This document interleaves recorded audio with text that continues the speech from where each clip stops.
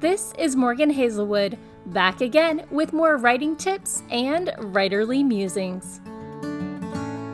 Today, I'm sharing with you Morgan's 2018 retrospective. So 2018 was a year like no other. Some parts were very stressful, some parts were lazy, and some parts were productive. As with 2017, I may not have ended my year with a signed agent, but I didn't just sit around. I queried 9 agents, attended 2 writing conventions, including my first time as a panelist, wrote my 4th novel, several short stories, 31 poems, and revised my 4th novel 2 more times, including that R&R from 2017 that turned into a rejection. Between Balticon and World Fantasy Con, I hit 21 panels, plus the one I was on, attended 3 different writing groups, joined 3 groups, although not all the same ones, hit a local writers workshop, and even picked up a mic at a poetry jam night. This year, I did a lot more interacting in person, you can tell from that achievement list, versus all the virtual interaction I've done in the past. But I love comparing numbers, so let's take a look. My writing goals for last year. As always, I tried to use SMART goals that are specific, measurable, achievable, results-focused, and time-bound. So, my first goal was to query novel 1 at least 3 times every other week until I get an agent, unless I'm revising it. Well, let's hear it for caveats, because that's the only way this could possibly even partially be true. I queried 9 agents, so that counts for 6 weeks. I guess I was revising for most of the year, or waiting on beta readers. So, working on my NaNoWriMo, etc. So, goal number 2 was to move forward with my picture book, which I didn't. Number 3 was to revise at least one of my shelved rough drafts. No, I didn't touch any of them. I thought about it really hard, at least for 2 weeks, but no, it didn't actually happen. Goal number 4 was to write something new during NaNoWriMo, and I got half credit if I rewrote something old. Complete win! I wrote my new middle grade fantasy contemporary story that turned into a drama class story. Clearly too much wishbone in my childhood. So, goal number 5 was to keep blogging and to decide if vlogging was worth it. Win! As you can tell, vlogging I decided to keep up with, and I maintained my average. So, goal number 6 was to try to use social media better. More one-liners on Tumblr, more consistent posts on Twitter, Instagram at least once a week. Win. Total win here. I didn't go viral, but nice steady growth. And read an average of 2 books a month and rank them on Goodreads. Bonus points if I review them. Well, I reviewed 3 books, but I did rank everything I read. So I also said that I was going to give myself a pass for March because I was planning on moving, and on December because I'd be recovering from NaNoWriMo, and I usually have a lot of holiday and family obligations. Well, the move dragged into April and early May, but December was as predicted. And there are things I achieved that weren't actually on this list. So I joined the Write by the Rails and the Broad Universe, attended more local NaNoWriMo write-ins. I read my poem, written about my nerves while awaiting query, rejection, or acceptance, at a poetry night. I was on my first panel. I wrote a poem a day for all of October, and I wrote 1 short story for querying and tossed 3 short snippets up on Reddit. So, that's kind of a lot. It might not be novels, but that doesn't mean I wasn't writing. So let's talk about my blogging. My top lifetime post continues to be my sleeper hit from 2016. It's been published in a book of writing essays and is now up to 1,945 views, beating viewings this past year alone, my next most popular post by a factor of 4. 10 questions to ask your beta readers. This year, I started 2 new features on my blog, and I participated in a blog hop where I shared other people's words on my blog. I was a little uncomfortable, but they were good posts, so I went ahead and shared away. Unfortunately, none of these really proved very popular, but I hope their following will grow, and I do plan to keep doing them. The features are, of course, my query corner, where I rewrite queries for authors preparing to enter the query trenches, and my author spotlight, where I interview friends who are writers who have upcoming book releases, so I can help support them. I am no longer hustling for entries. I'm not trying to do it every week, but I will share them as I have ones queued up. If you'd like to participate, please contact me at morgan.s.hazelwood@gmail.com. So, drumroll please, my top 10 posts of 2018. Number 10, tips on writing characters with agency. Number 9, a starter's guide for establishing, a starter's guide for fiction writers trying to establish a social media presence, part 2. 8, 3 things to consider before fixing your writing. 7, why you should consider an agent if you're hoping to traditionally publish. 10, 9, 8, 7, 6, pitch wars, not for me this year. 5, a starter's guide for fiction writers trying to establish a social media presence, part 1. If you notice, part 1 and 2 made the top 10. I found out multi-part blog posts end up with higher hit counts on the earlier posts. Handy note that I have never actually ever taken advantage of before or since. Number 4, when querying a novel, hope can be the scariest thing. My experience after a request. Number 3, so you've decided to write a novel. Here are 7 tips to get started. Number 2, agents and editors share pitches they're sick of and ones they'd like to hear more of. And my number 1 post for 2018, when you ask for someone to read your first chapter, a rant. Rants are popular, so I'm glad y'all enjoyed it. So I'm going to take a moment to share with you my top 5 YouTube video hits of 2018. They may not have been published this year, but the views were excellent. Number 5 was that agents and editors sharing pitches they're sick of. Number 4 was what lies beneath, adding subtext to your story. Number 3 was tips for writing characters with agency. Number 2 was 10 questions to ask your beta readers. And number 1 was how to create a new mythology.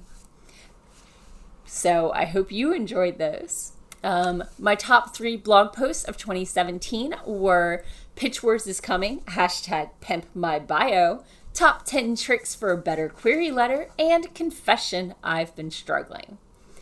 Flashback to 2016, my top 3 posts were 5 Stages of a Pitch Wars Hopeful, 5 Big Things I've Learned About Editing, and An Outline to Write By. And my original blogging year of 2015, top 3, Packing, Editing Your Life, I'd Make a Good Henchman, and Handling the Unavoidable Info Dump. I gotta say, I've actually put out a reasonable amount of content, I think. So, moving on. Social media stats. This might bore most of you, but feel free to stick around and see how I've compared from this year to last year.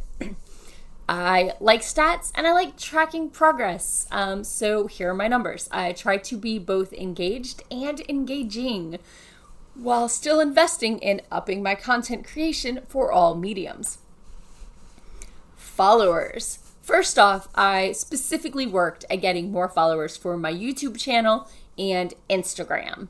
I was sporadic with Pinterest and Reddit, and having hit the Twitter follow limit, I can only add people back as more people add me.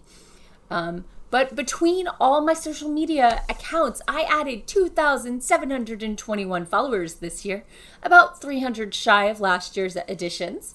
As always, Twitter was the bulk of the ads, but percentage-wise, YouTube was first with 73% growth, and now I have 51 awesome subscribers. I love you guys. If you're viewing and you don't already subscribe, I'd love it if you did. Okay, plug done. Instagram and Tumblr followers more than doubled, and even WordPress was up by 43%. I'm at 550 followers there. There's beautiful charts on the blog if you want to click the link and hop over there. Content. This year, I maintained my blogging streak of at least once a week, kept up with the vlogging, obviously. My Goodreads stats are all about the books I've read this year. Facebook wouldn't really give me year stats, so I scrolled through and I can at least compare 2017 to 2016. But based on my plans from last year, I averaged posting to Instagram twice a week, so doubled my goal.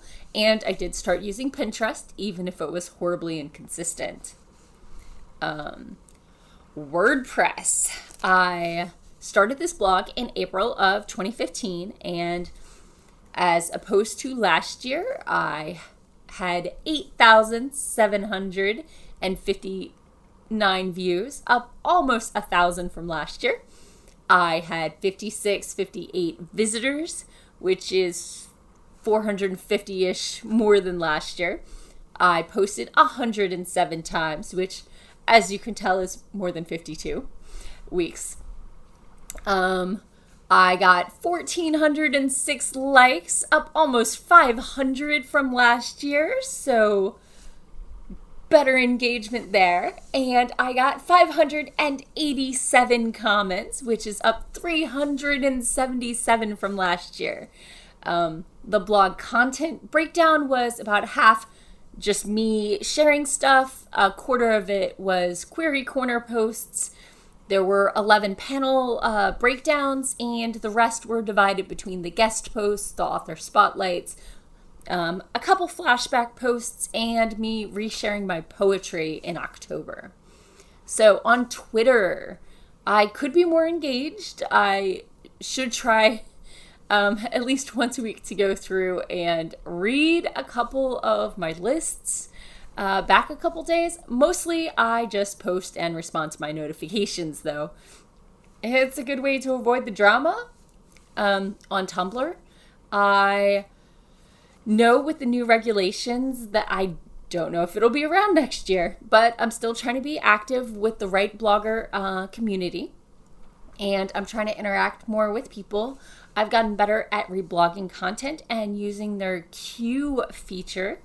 I'd be pretty solid on content provisions if I just queued up stuff for 20 minutes once a week.